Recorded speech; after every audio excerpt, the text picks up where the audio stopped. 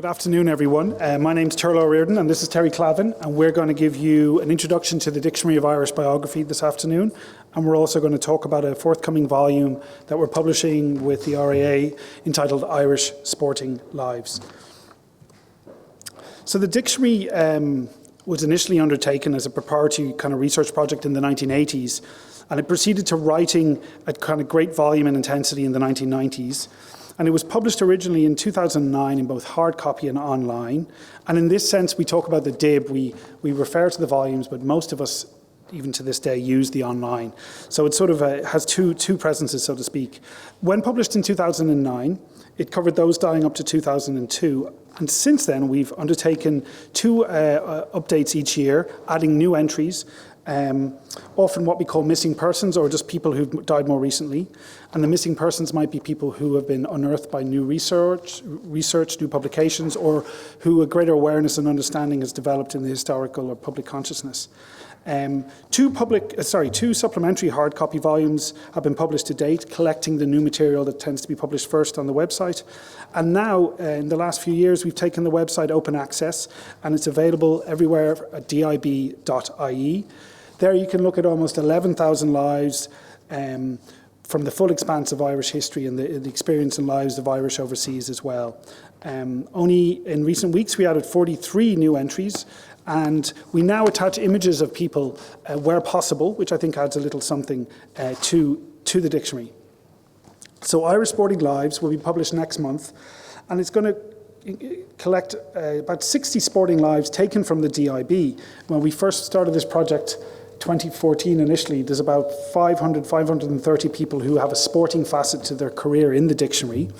And when we settled on our selection, we worked hard to update and revise those lives that required a sort of light dusting or deep research to sort of take them up to date.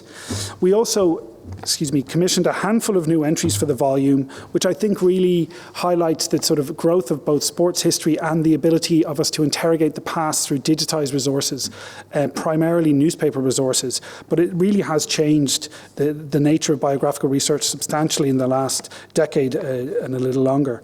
The volume has a fine introduction composed by Professor Paul Rouse, and some of the interesting themes that come up in reading the entries and looking at them in the round are emigration, gender, the railways, and it's been a real joy to work on. I'm just going to show you the cover here now, so just so you can recognise it in bookshops, and encourage everyone you know to maybe pick up a copy.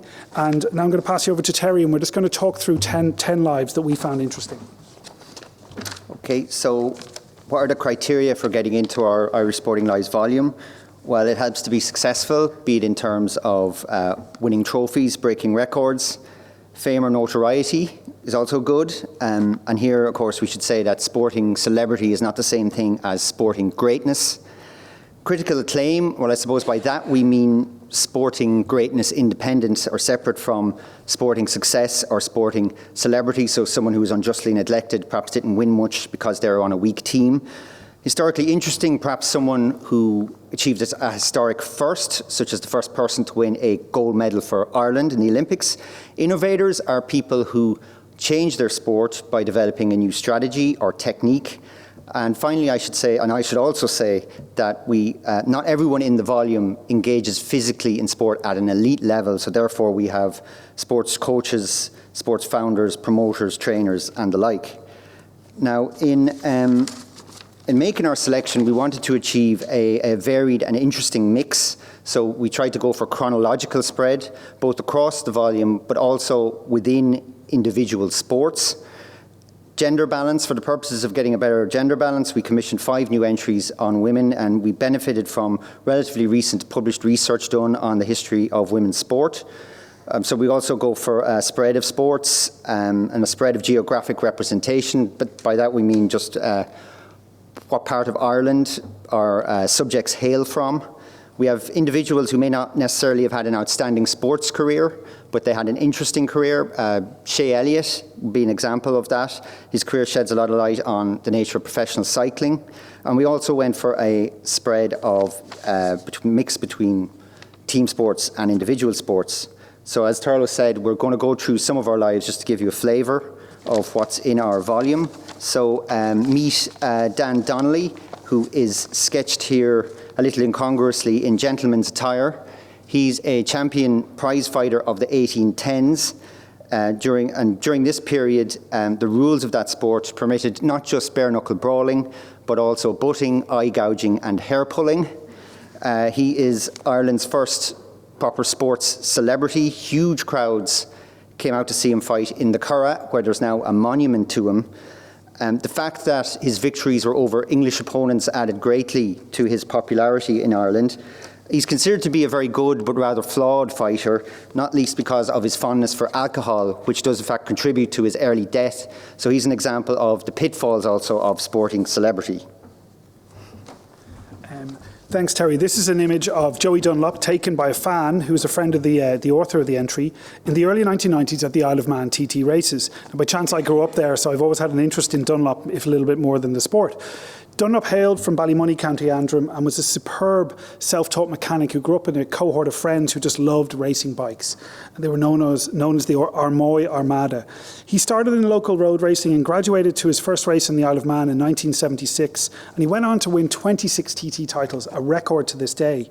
At his last appearance in 2000, he was aged 48, and he claimed 3 TT titles that week, something very, very rarely done. He did it 3 times, and he tops the all-time list to this day. Now, his nephew Michael, in June, won his 23rd title and is in 3rd place.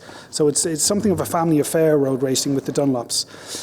Dunlop particularly excelled at what we call engine management, getting the most out of your engine, and also developed an absolutely encyclopedic knowledge of the 38-mile course that constitutes the TT race.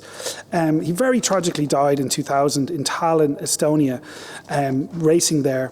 And during his many trips to Eastern Europe where he would bring charity supplies, on one of them he took a detour to visit Imola in Italy to visit the shrine to Ayrton Senna, which I think speaks to something about the tragedy and the respect that road racers and motor racers have for each other. Okay. This photo of Mabel Cahill gives you a sense of the unwieldy attire that 19th century women tennis players were obliged to perform in. After emigrating to New York City, she gets the benefit of the higher standard of tennis that then prevailed in Ireland, and she goes on to dominate tennis in America between 1890 and 1893. She's not a popular champion in America, being much criticised for her masculine style of play, which we should take to mean she was very energetic about the court. Retiring from tennis, she moves to England, falls into poverty, and eventually dies obscurely in a workhouse. So she is an example, I suppose, of the difficulties many people encounter upon retiring from elite sport. This is an image of Michael Cusack that's taken from a cropped photo of the TCD second 15 rugby team that was taken in the late 1870s. I think it's fair to say, as Terry said, it captures something of Cusack's pugnacity, and he would not look out of place on a present-day front row team. Cusack's just an incredibly fascinating figure. He taught at Blackrock and Clongowes colleges and then established his own academy in Dublin, captaining the rugby team, and he played rugby occasionally into the 1880s. But as a sportsman, he really enjoyed playing cricket, played hurling and football, and excelled at the high jump and weight throwing events. And it was engaging with athletic events that led him to sort of really perceive perniciously the social elitism and the widespread gambling that was latent in Victorian sports culture in Dublin and Ireland. And he really embraced the Gaelic revival. He was a native Irish speaker from the Burren, and he was present at the famous meeting at Hayes Hotel in Turlough in November 1884, founding the GAA. And he's an absolutely fascinating figure. This is Molly Gill in her camogie uniform. As you can see, it's fairly constrictive, though an improvement on what Mabel Cahill was wearing earlier. Molly is a fervent advocate of women's right to play sports. She's also easily the best camogie player of the first generation of camogie players. She plays on into her mid-40s, and which is long enough for her to win 2 All-Ireland medals with Dublin. These are the first All-Ireland camogie championships held in the early 1930s. She's also president of the Camogie Association from 1919 to the late 1930s. As such, she presides over a period of expansion in her sport, while also striving to preserve her association's independence from the male-dominated GAA. Gender politics does, however, play a role in her eventual ousting as president of the Camogie Association. This is an image of Pat Taff on Arkle in the Rathconnell Handicap Hurdle in Naas in 1962, and even establishing that took a couple of days' work, because one of the great joys of this volume was locating images and finding out if the image actually contained who it was said to contain. Taff hailed from Rathcoole, and his father had been a successful Grand National winning trainer, and his brother Toss was also a prominent jockey. Taff really came into his prime in the 1960s as the jockey, just as he came across the yet-to-be-famous Arkle, who was coming to the fore, and Taff soon began to train the horse. He was the only jockey to ride him over fences, and together they won 22 of their 26 steeplechases, including 3 consecutive Cheltenham Gold Cups, before Arkle retired in the end of 1966. Taff himself retired in 1970 as the leading jump jockey of his generation, and perhaps an even greater accolade, he went on to become a very successful trainer in his own right, and he's one of about 3 or 4 lives from equine and horse culture we have in the volume, which is one of the joys of putting it together. Bill McCracken's successful career as a fullback for Newcastle United highlights some of the growing pains associated with the early days of professional sport.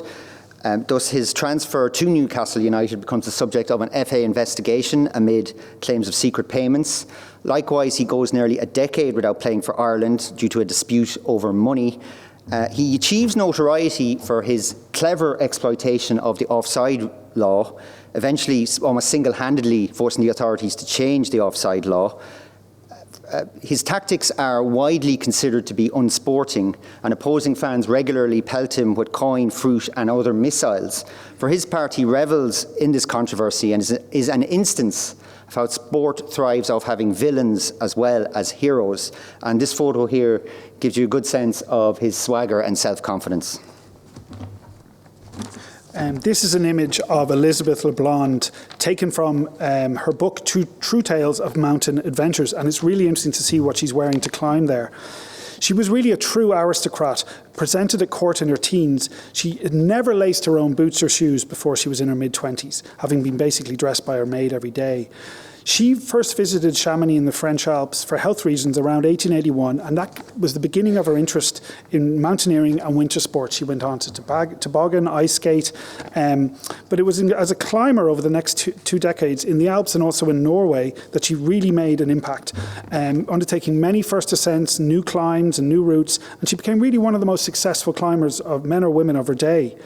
LeBlond was a pioneer of mountain photography, and also of filmmaking in the mountains, and one of the very earliest women filmmakers. And she published many travelogues, not just about her climbing, but also her travels in Europe and Africa, and a lot of journalism too. Here you can see her wearing climbing attire, but very interestingly, she would only leave the village dressed in conventional skirt, and when out of sight of the village or the local climbing settlement, would change into this what she called rational dress, which I think was Terry stressed with 2 of the other women in the volume. Dress and gender are really part of their lives, and absolutely fascinating to read about now. An accomplished equestrian in her own right, Nanny Power O'Donoghue is notable mainly for popularising horse riding among women, specifically among socially aspiring middle-class women such as herself. She writes 2 very influential best-selling books in the 1880s which give advice to women horse riders.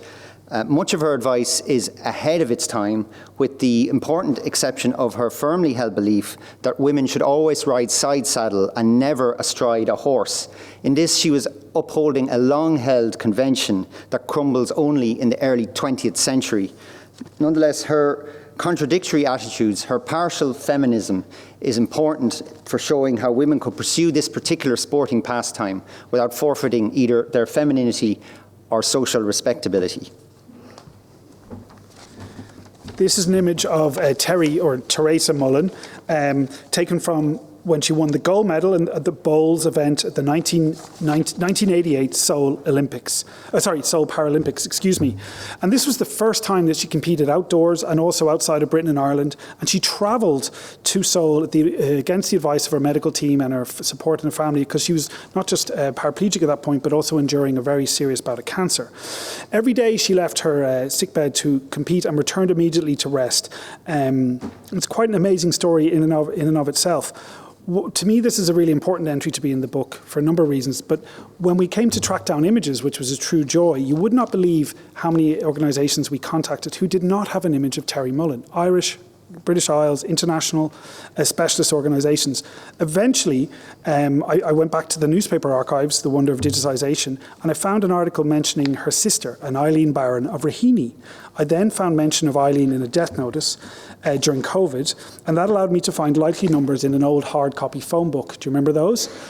Few Barons in Raheny. I rang for months and months and months, and eventually her sister picked up the phone and we tracked down an image.